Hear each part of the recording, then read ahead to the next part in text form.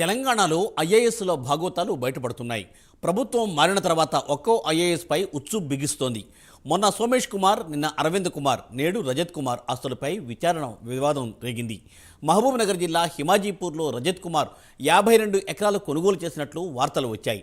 15 ఎకరాలను ఇతరుల పేర్ల మీద మార్చడానికి రజత్ కుమార్ స్లాట్ బుక్ చేశారు.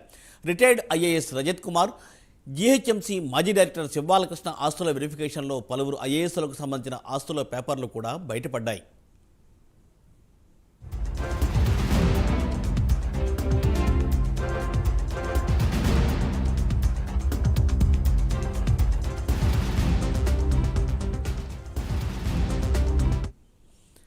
రైట్, దీనికి సంబంధించి మరింత సమాచారాన్ని మా ప్రతినిధి కుమార్ లైవ్లో అందిస్తారు. కుమార్.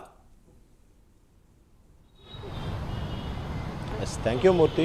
తెలంగాణలోని వరుసగా ఐఏఎస్ అధికారుల భాగోతం అయితే ఒక్కొక్కటిగా బయటకు వస్తుంది. ఇప్పటివరకు మనం చూసుకున్నట్టయితే ఇప్పటికీ మన మాజీ సీఎస్ సోమేష్ కుమార్ కావచ్చు, అరవింద్ కుమార్ కావచ్చు, అలాగే రజిత్ కుమార్, ఇలా వరుసగా ఏదైతే ఐఏఎస్ అధికారుల భాగోతం ఒక్కొక్కటిగా బయటకు వస్తుంది.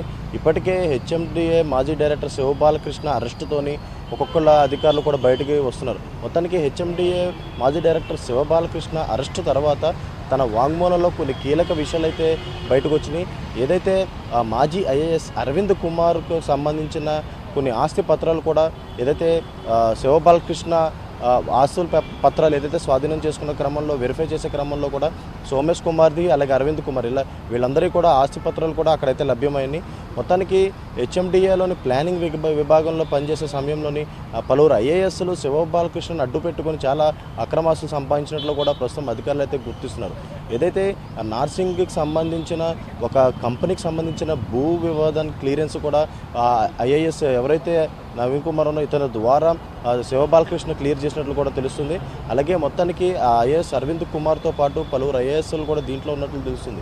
అలాగే ఒక 12 ఎకరాలకు సంబంధించి క్లియరెన్స్కి ఏదైతే నవీన్ కుమార్ సుమారు 10 కోట్లు, అరవింద్ కుమార్ సుమారు 10 కోట్లు డిమాండ్ చేసినట్లు కూడా తెలుస్తుంది. ఈ 10 కోట్లలో లాస్ట్ డిసెంబర్లోని సుమారు 1 కోటి రూపాయలు కూడా అతనికి అందినట్లు కూడా తెలుస్తుంది. ఏదైతే హెచ్ఎండిఏ మాజీ డైరెక్టర్ శివబాలకృష్ణకు సంబంధించి ఆస్తి వెరిఫైలో వీళ్ళందరూ ఆస్తుల పట్టాలు కూడా ఒక్కొక్కటిగా బయటకు రావడంతో ప్రస్తుతం అధికారులు వీళ్ళ మీద అయితే పూర్తిగా ఫోకస్ పెట్టారు. మొత్తానికి మన పాత గవర్నమెంట్ ఉన్నప్పుడు వీళ్ళందరూ కూడా కీలకమైన విధుల్లో అయితే వీళ్ళందరూ పనిచేశారు. ప్రస్తుతం గవర్నమెంట్ మారిన తర్వాత, కాంగ్రెస్ గవర్నమెంట్ వచ్చిన తర్వాత వరుసగా ఐఏఎస్ సంబంధించిన ఏదైతే కొన్ని ఆరోపణలు కూడా బయటకు వస్తున్నాయి. ఏదైతే హెచ్ఎండిఏ మాజీ డైరెక్టర్ శివబాలకృష్ణ అరెస్టు తర్వాత ముఖ్యంగా చాలామంది ఐఏఎస్ అధికారుల పేర్లు బయటకు వస్తున్నాయి. ఇప్పటికే మరో 3 అరెస్ట్ చేయడం కూడా ఏసీపీ అధికారులు అయితే రంగం సిద్ధం చేసినట్లు తెలుస్తుంది. మొత్తానికి ఈ ప్లానింగ్ విభాగంలో పనిచేసే సమయంలోని శివబాలకృష్ణను అడ్డు పెట్టుకొని ఈ ఐఏఎస్ ఆఫీసర్లందరూ కూడా భారీగా అక్రమాలు చేసినట్లు తెలుస్తుంది. అలాగే ఇతన్ని ప్లానింగ్ విభాగంలో ఉండడంతో వాళ్ళు కావాల్సిన బిల్డింగులు కావచ్చు, లేదంటే భూములు కావచ్చు, వీటన్నిటిలో కూడా అప్రూవల్ శివబాలకృష్ణ ద్వారా అక్రమంగా తెచ్చుకున్నట్లు తెలుస్తుంది. అలాగే దీనికి సంబంధించి లంచాల రూపంలో కూడా ఏదైతే కొన్ని విల్లాలు ఇట్లు కూడా సంపాదించుకున్నట్లు తెలుస్తుంది. మొత్తానికి గవర్నమెంట్ మారిన తర్వాత ముఖ్యంగా అధికారులు కూడా పాత అధికారులు ఎవరైతే ఉన్నారో వీళ్ళందరి మీద పూర్తిగా ఫోకస్ పెట్టారు. ఈ నేపథ్యంలోనే శివబాలకృష్ణ మీద కూడా ఏసీబీ అధికారులు దాడులు అయితే నిర్వహించారు.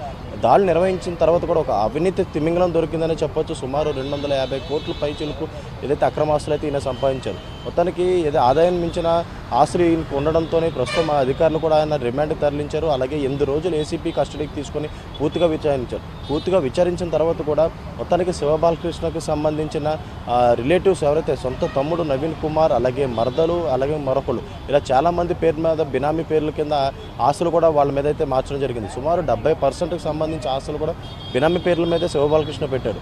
అంటే తన తమ్ముడిని మెయిన్గా ఏదైతే బినామీగా చేసుకుని అతని పేరు మీద, అలాగే ఆమె వైఫ్ అతని భార్య పేరు మీద, అలాగే మరొక రిలేటివ్స్ పేరు మీద, వీళ్ళందరి పేరు మీద కూడా ఏదైతే ఆస్తులు అయితే రాసినట్లు కూడా తెలుస్తుంది. మొత్తానికి వీళ్ళ ఏదైతే ఏసీబీ అధికారులు శివబాలకృష్ణకు సంబంధించిన ఆఫీసు ఇల్లులు తనిఖీ చేసే సమయంలో కూడా చాలా డాక్యుమెంట్స్ అయితే దొరికినాయి. ఈ డాక్యుమెంట్స్ ప్రస్తుతం ఏదైతే రిమాండ్ ఏసీబీ కస్టడీ తదనంతరం కూడా శివబాలకృష్ణ 14 రోజులు రిమాండ్కి ఇచ్చిన తర్వాత ఈ డాక్యుమెంట్స్ వెరిఫికేషన్ అయితే చేశారు. ఈ డాక్యుమెంట్స్ వెరిఫికేషన్ చేసిన సమయంలో కూడా చాలామంది ఐఏఎస్ అధికారులకు సంబంధించి ఆస్తి పత్రాలు కూడా దొరికినాయి. మొత్తం ఈ ఆస్తి పత్రాలు దొరకడంతో కూడా ఏసీబీ అధికారులు మొత్తం దీని మీద ఫోకస్ అయితే పెట్టారు. వీళ్ళందరికీ ఇక్కడ శివబాలకృష్ణకు ఉన్న సంబంధం ఏంటి, అలాగే శివబాలకృష్ణను అడ్డు పెట్టుకుని ఎన్ని అక్రమాస్తులు వీళ్ళు సంపాదించారు, అలాగే గ్రేటర్ హైదరాబాద్ పరిధిలో కూడా చూసుకున్నట్టయితే రియల్ ఎస్టేట్ హబ్గా అయితే మనకైతే ఉంటుంది. దీనికి సంబంధించి అదే కీలకంగా హెచ్ఎండిఎల్లోని ప్లానింగ్ విభాగంలో కూడా శివబాలకృష్ణ ఉన్న నేపథ్యంలోని ప్రస్తుతం ఈ ఐఏఎస్ అధికారులు కూడా శివబాలకృష్ణను అడ్డు పెట్టుకునగా చాలా భూ వివాదాలు సాల్వ్ చేసినట్లు తెలుస్తుంది. అలాగే చాలా భూములు కూడా లైన్ క్లియరెన్స్ చేసినట్లు తెలుస్తుంది. ఈ నేపథ్యంలోనే సుమారు చాలామంది ఐఏఎస్లు దీంట్లో ఇన్వాల్వ్ అయినట్లు కూడా ఏసీపీ అధికారులు అయితే ఏదైతే అనుమానిస్తున్నారు. అలాగే ముఖ్యంగా ప్రస్తుతం ఒక ముగ్గురు ఐఏఎస్ల అధికారులు కూడా ప్రస్తుతం అరెస్ట్ చేసేందుకు కూడా పూర్తిగా రంగం అయితే సిద్ధం చేస్తున్నారు. Thank you Kumar, thanks for the updates.